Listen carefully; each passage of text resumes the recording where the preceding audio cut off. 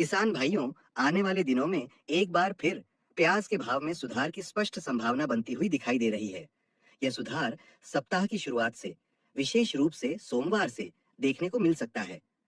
जैसे जैसे सप्ताह आगे बढ़ेगा, वैसे वैसे मंडियों में खरीदारी में तेजी आने की संभावना है, जिसका सीधा असर भाव में मजबूती के रूप में दिख सकता है।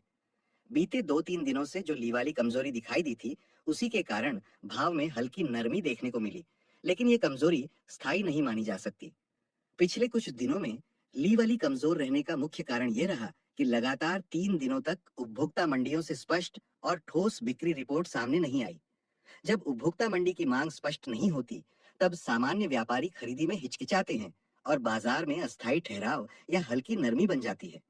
हालांकि कुल मिलाकर आपूर्ति मांग के समीकरण को देखें तो अगले सप्ताह से डिमांड में सुधार देखने को मिल सकता है, जिससे भाव को सहारा मिलेगा और बाजार एक बार फिर ऊपर की दिशा में बढ़ सकता है। पिछले 3 दिनों में यदि लीवाली पर नजर डालें, तो यह मुख्य रूप से बड़े और अनुभवी व्यापारियों तक ही सीमित रही।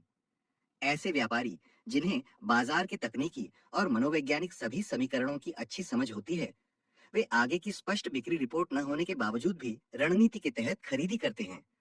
अक्सर देखा गया है कि जब बाद में आम व्यापारी और किसान भाव सुधरते देखकर खरीदी या रोकने का निर्णय लेते हैं, उसी समय ये अनुभवी लोग मुनाफा वसूली करते नजर आते हैं। इसी फर्क को समझना ही सही व्यापारिक निर्णय की कुंजी है। इन्हीं सभी पहलुओं को ध्यान में रखते हुए यह कहा जा सकता है कि भाव के उतार चढ़ाव को केवल अफवाह या 1-2 दिन की चाल से नहीं, बल्कि पूरे बाजार के व्यवहार को समझकर निर्णय लेना ही लाभदायक साबित होता है। हम बीते कई वर्षों से इन्हीं वास्तविक और धरातल पर दिखने वाले समीकरणों को धीरे धीरे समझाते आ रहे हैं, ताकि किसान और व्यापारी भाई आंखों देखा हाल समझकर आत्मविश्वास के साथ सही फैसला ले सकें।